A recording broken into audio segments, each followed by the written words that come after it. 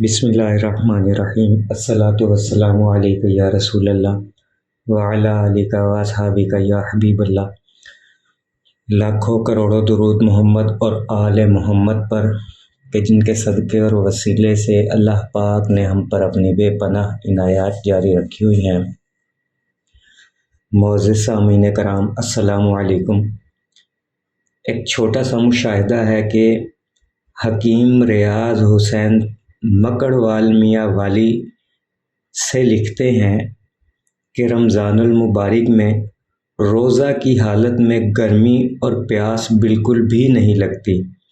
جب بھی مجھے سخت گرمی اور پیاس محسوس ہوتی ہے تو درود شریف کا ورد شروع کر دیتا ہوں، جس سے گرمی اور پیاس کی شدت جاتی رہتی ہے اور ٹھنڈک کا ایک دل فریب سا احساس پیدا ہو جاتا ہے۔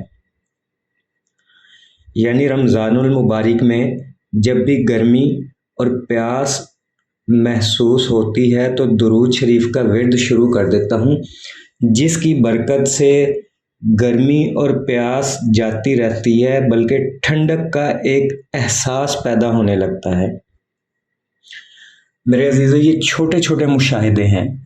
جو آپ اکثر لوگوں سے سنتے بھی ہیں، کتابوں میں بھی پڑھتے ہیں۔ درود شریف صرف مشاہدات تک محدود نہیں ہے، یہ واحد وہ وظیفہ ہے کہ جس کے بارے میں لاکھوں اولیاء، کتب، ابدال، غوث یا بزرگان دین یا عالمین یا عالمین بھی اور عاملین بھی، صوفی حضرات بھی، غرض دین کے شعبے سے منسلک ہر شخص اس کے فضائل، فوائد بیان کرتا ہے۔ واحد نفلی عبادت ہے یہ، جس کے اس کائنات میں سب سے زیادہ فوائد گنوائے جاتے ہیں۔ اس کی چھوٹی سی مثال یوں دوں گا کہ آپ نے کسی مقصد کے لیے اگر کوئی وظیفہ ڈھونڈ رہے ہیں، مثلاً سورۃ بقرہ کا کوئی وظیفہ پڑھنا چاہتے ہیں اور تلاش کرتے ہیں کہ سورۃ البقرہ کے موضوع پر مجھے کچھ فوائد یا فضائل مل جائیں تاکہ میں اسے مزید یقین کامل کے ساتھ پڑھ سکوں، تو جب آپ سرچ کریں گے تو آپ کو زیادہ سے زیادہ 5، 10، 15، 20، 50، 100 حد 100 لوگوں کے فضائل آپ کے سامنے آ جائیں گے۔ کتابوں میں سرچ کر لیں، گوگل پر سرچ کر لیں، بہت ہی زیادہ ہے تو 100 لوگوں کے واقعات یا اقوال آپ کے سامنے آ جائیں گے کہ سورۃ بقرہ کی یہ فضیلت ہے، اینڈ ختم ہو جائے گا پھر۔ لیکن درود شریف واحد ایک ایسا وظیفہ ہے، واحد ایک ایسی نفلی عبادت ہے کہ جس کے بارے میں لاکھوں بزرگان دین نے فضائل گنوائے ہیں، اقوال سنائے ہیں۔ اور یہ اقوال کیا ہے؟ ہر ولی نے، ہر بزرگ نے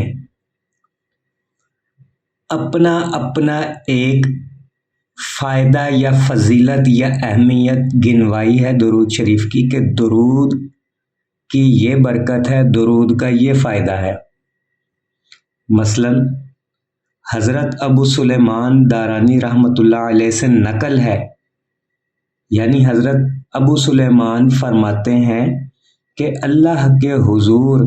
تمام عبادتوں کے قبول ہونے اور نہ ہونے کا خطرہ رہتا ہے، لیکن درود شریف ایک ایسی عبادت ہے جو فوراً قبول ہو جاتی ہے، اور حضور صلی اللہ علیہ وآلہ وسلم پر درود شریف ہر حال میں قبولیت کا درجہ رکھتا ہے۔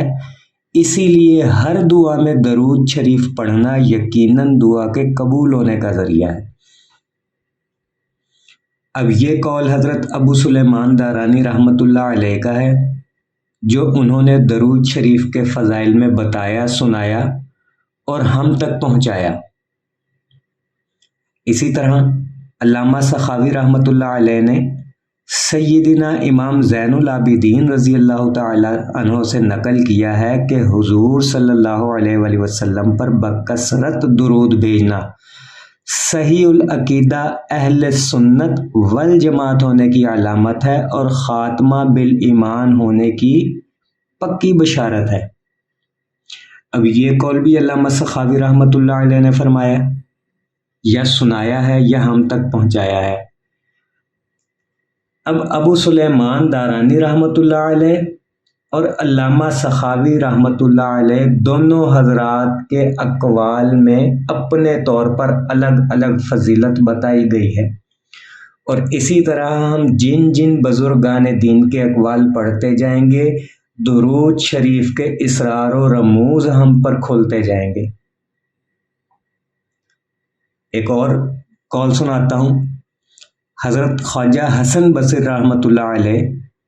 جو صوفیہ کے جد اعلیٰ ہیں فرماتے ہیں کہ اگر کوئی شخص یہ تمنا رکھتا ہو کہ خدا کا قرب حاصل ہو تو اسے چاہیے کہ کثرت کے ساتھ درود شریف کا ورد کرے، کیونکہ درود شریف کا عامل دنیا کی نظر میں ہمیشہ ہمیشہ کے لیے باعزت بن جاتا ہے، اور اللہ پاک ایسی عزت سے نوازتا ہے جسے کوئی چھین ہی نہیں سکتا۔ اب درود شریف کے عامل سے مراد یہ ہے جو کثرت سے درود پڑھتا ہے، یعنی کسی چیز پر کوئی عمل کرتا ہے، خواہ وہ کوئی بھی چیز ہو، ہم اسے اس چیز کا عامل کہہ سکتے ہیں۔ تو درود شریف کا عامل وہی ہوتا ہے جو کثرت کے ساتھ بلا ناغہ درود شریف پڑھتا ہو۔ اور حضرت شاہ عبدالحق محدث دہلوی رحمۃ اللہ علیہ فرماتے ہیں کہ درود شریف کی برکت سے نبی کریم صلی اللہ علیہ وآلہ وسلم کی محبت زیادہ ہوتی ہے اور دل میں محاسن مصطفیٰ صلی اللہ تعالی علیہ وآلہ وسلم پیدا ہوتے ہیں، اور قیامت کے دن رسول کریم صلی اللہ علیہ وآلہ وسلم درود شریف پڑھنے والے کے ساتھ مصافحہ فرمائیں گے، اور درود شریف کی برکت سے زیارت جمال آرا سرور دو جہاں صلی اللہ علیہ وآلہ وسلم کی خواب میں نصیب ہوگی۔ اسی طرح حضرت سفیان ثوری رحمۃ اللہ علیہ فرماتے ہیں کہ علم حدیث کے ماہرین کو سب سے بڑا فائدہ یہ ہوتا ہے کہ وہ بکثرت درود شریف پڑھتے یا لکھتے ہیں، کیونکہ جب تک وہ درود تحریری صورت میں موجود رہے گا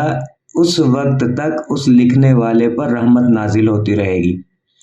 اب اس قول میں سفیان ثوری رحمۃ اللہ علیہ نے درود لکھنے کا فائدہ بھی گنوایا ہے کہ جب تک لکھا رہے گا اس پر رحمت نازل ہوتی رہے گی، خواہ وہ قیامت تک لکھا رہے تو قیامت تک اسے اس لکھنے کا ثواب ملتا رہے گا، ثواب میں کمی نہیں ہوگی، برابر ملتا رہے گا، یہاں تک کہ اس دنیا سے رخصت ہو چکا ہو،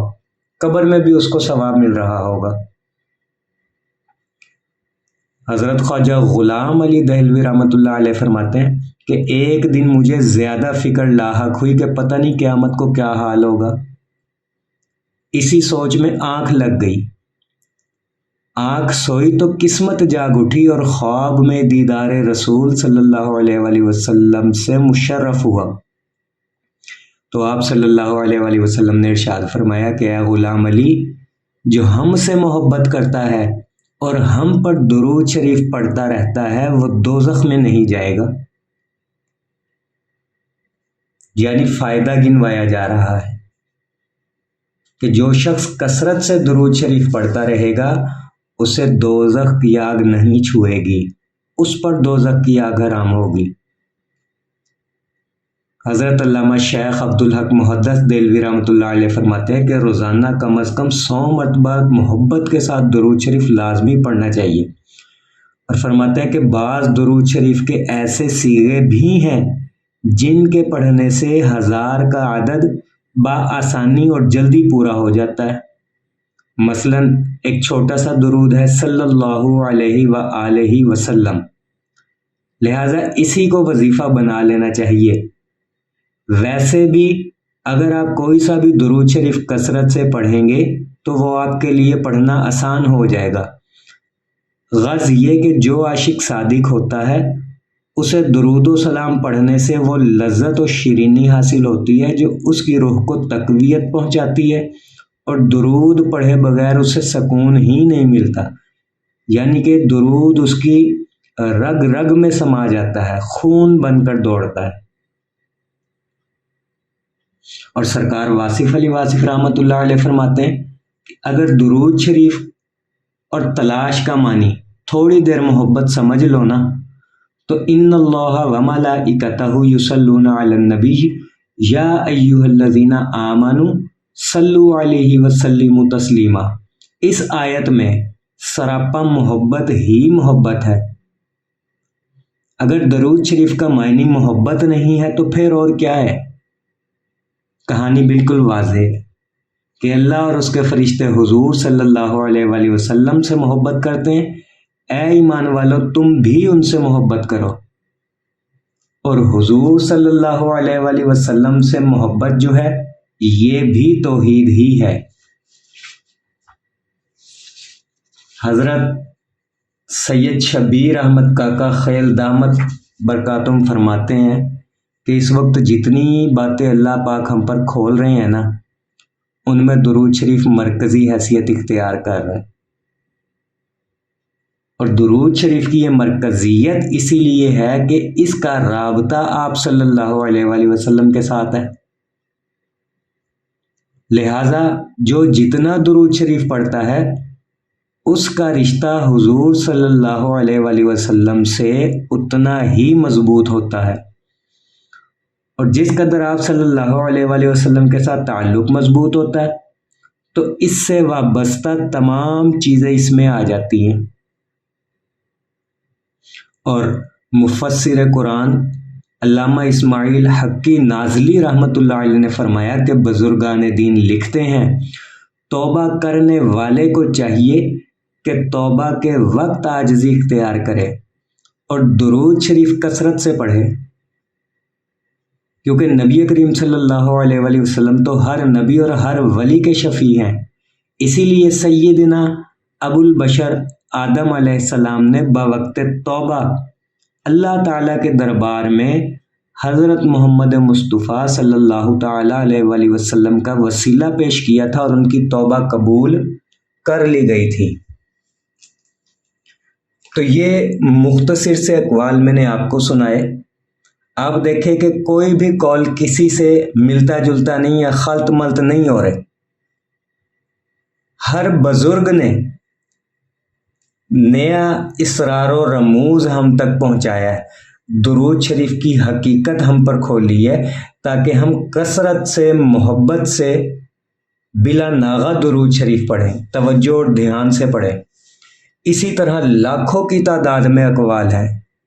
کہ اگر سنانے پہ آئیں تو شب و روز ختم ہو جائے، لیکن درود شریف کی عظمت، افادیت، فوائد کم نہ ہو۔ ازل سے یہ عبادت شروع ہوئی اور ابد تک رہے گی کہ جب کچھ نہ تھا تب بھی درود شریف تھا، اور جب کچھ نہیں ہوگا تب بھی یہ درود شریف ہوگا۔ تو میرے عزیزو، ضروری ہے کہ اس عبادت کو اپنے اوپر